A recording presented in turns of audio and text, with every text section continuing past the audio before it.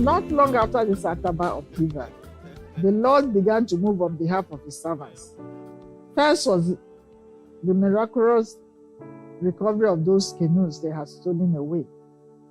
When things quietened down, some of the brethren went far out to the sea, searching for their boats, but there was no trace of any of them.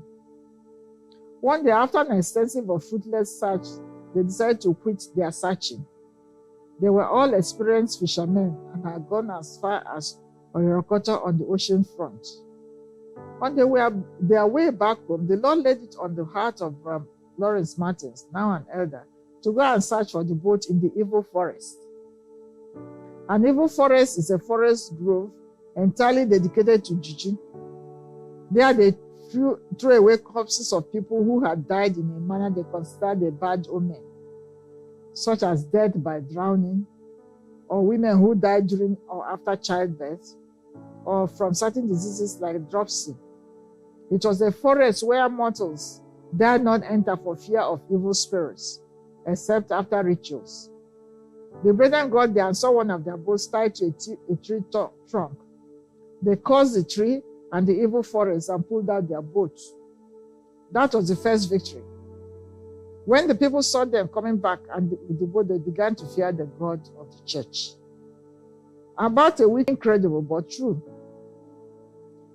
Since the hooks were too small, each boat sank back into the river. The brethren were alerted and they came and dived into the riverbed and recovered all their canoes. Did Ataba's community suffer for all the things they did? Yes, they did.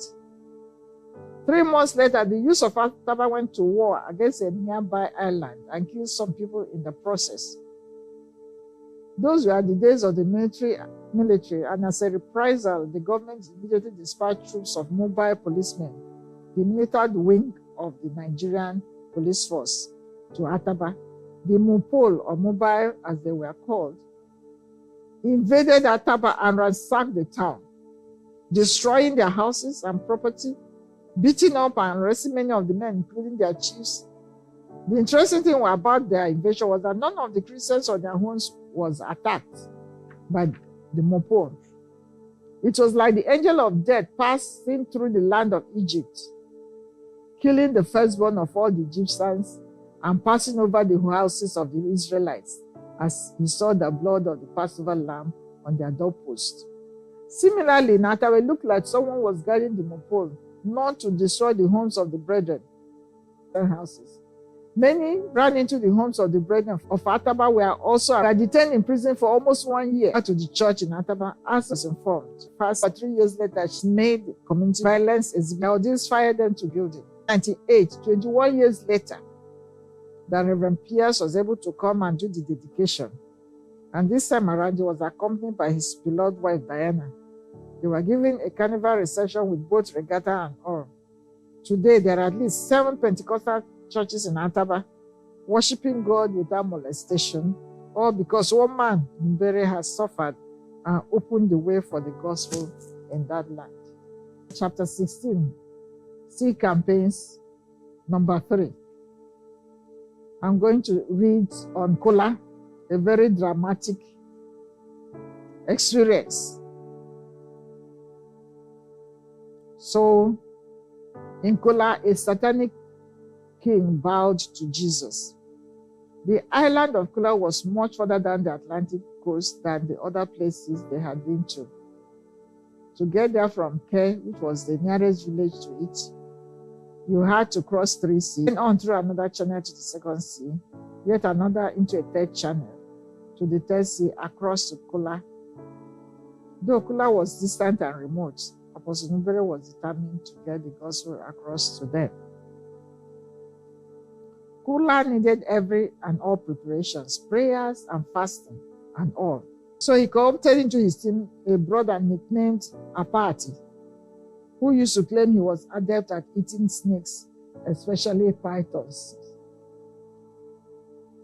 Kola was the field's team's last port of call in their third quarterly sea campaign, but it turned out to be the toughest and most victorious.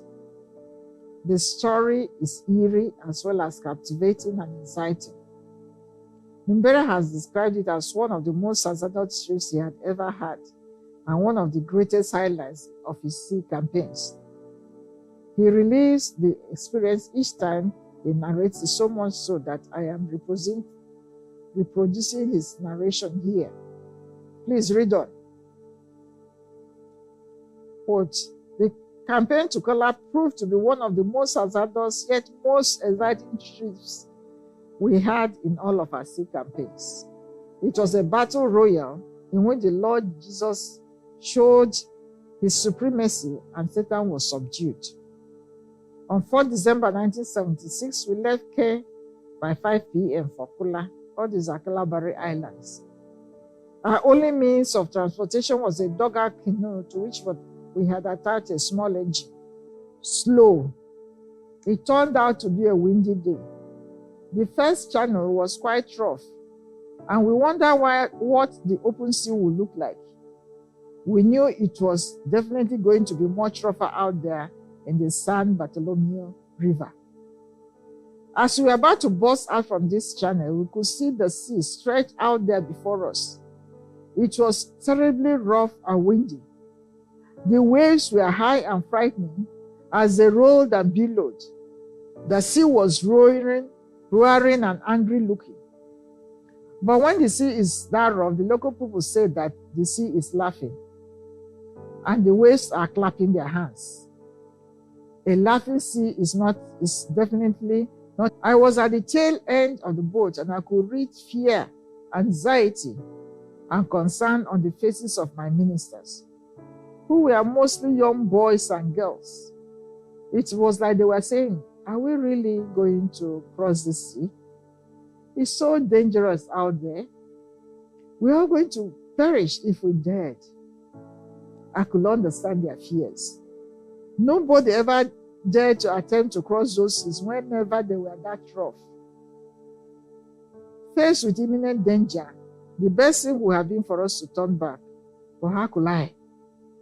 The boat we were using was a rented one, and if we did not travel to Kola that day, we would lose the money we had paid, and we did not have money for a second charter. Besides, I was prepared to die for the gospel, even if it was not just one soul out there in that faraway island. So we had to go on. We moved into the first sea, into the full brunt of the storm and the raging sea. As we were being tossed up and down, to and fro, the sea water was fast entering into the boat, and sooner or later, we were going to sink and perish in the sea. However, I was not afraid. I was calm in my spirit. Led by the Spirit, I picked up my Bible and carefully found my way to the front of the boat by walking along the edge of the boat. I stood in front of the boat, raised my Bible to the sky and over the sea, and I began to pray. Lord Jesus, I know that you died for the whole world, and there are souls out there in Kola, and I know that you died for them too. I have never been to Kola, but I heard that they are idol worshippers. They worship snakes and they do not know you. And here am I, Lord. I'm taking the gospel of salvation to them. But here I have this obstacle of the wind and sea. Lord, I know that you did rebuke the wind and the sea, and they obeyed you. I have read in your word, and I know you have not changed. So please, Lord, quench this raging tempest for me. At this point, I began to rebuke the wind and the sea. Lord, in the name of thy dear Son, Jesus Christ, I rebuke this wind and I rebuke this sea. I had hardly finished speaking when the wind and the waves died. The entire sea became calm, cool, and as placid as glass. Indeed, God does not change, has not changed, and will never ever change.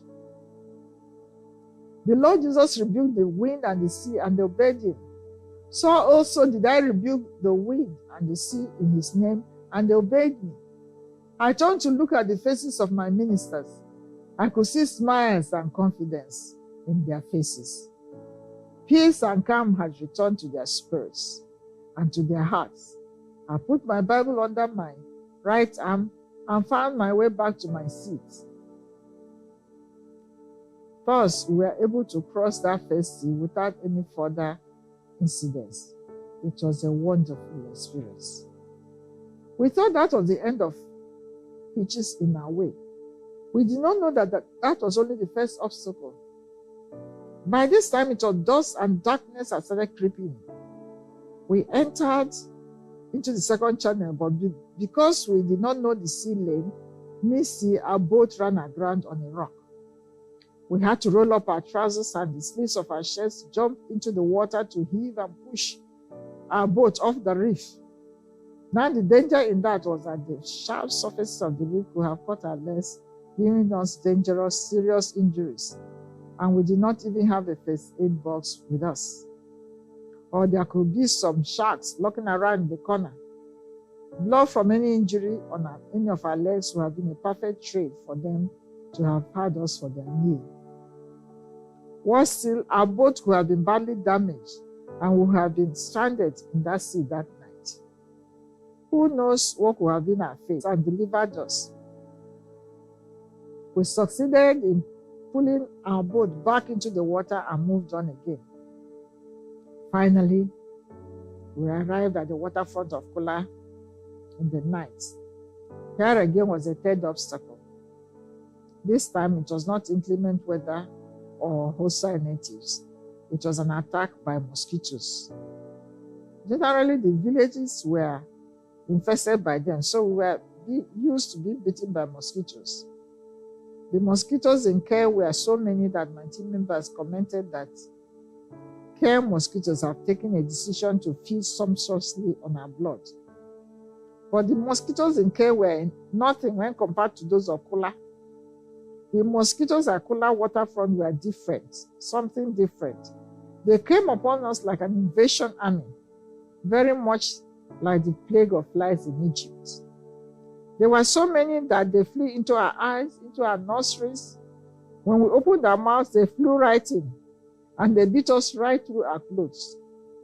We had to slap our faces, ears, and the rest of our bodies as we tried to kill them, but the more we slapped our bodies, the more the mosquitoes swarmed on us, and the more terrible their bites. The attack on us was so obvious, so vicious, that though it was night already, we almost turned back. Again, the desire to preach the gospel pushed us on. The Lord gave us the grace to endure, and we finally got all our things out of the boat and moved down to our lodge, the school hall. Devotion, we all went to sleep, totally exhausted from the long journey and from the day's experiences. As usual, there were no amenities here. We had to bathe in the sea, do our laundry in the sea. Drinking water was from a water hole shared by both man and beast. Worse still, we had to go and fetch water between 3 to 4 o'clock in the morning from the water hole, because thereafter it dried up for the rest of the day. We spent the next day preparing for the crusades. We had our usual camp routine: early morning call, morning devotion, pre-crusades activities, and fixing of the stage. We found Kula to be such a citadel of idolatry that it was a place of pilgrimage for most Juju worshippers in River State. They went often to revive or appease their gods, especially the python god, which was called Adum. The entire island was full of idols and Juju shrines, so much so that the people built bigger and better houses for their idols than their personal homes. They built cement block houses for their idols while they lived in mud and thatch huts. The Amayamba king of Kula, King Sarah II, gave us his courtyard for our crusades. For the next 3 days, December 5th to 7th, we stormed Kula with healed. Many were delivered of evil spirits, and many gave up their idols. The whole island was turned upside down for the Lord Jesus Christ. King Sarah himself was not on the crusade ground with the others. Rather, every night he sat on the balcony of his palace, which was directly over me, and watched keenly while I ministered to his people. I did not consider this strange, for being the king, no one would expect him to. When my men ran to tell me that the king had come to the lodge and wanted to see me, I told them to let him in, but wondered in my mind how the king would come for me in such a low. I am the king of this place.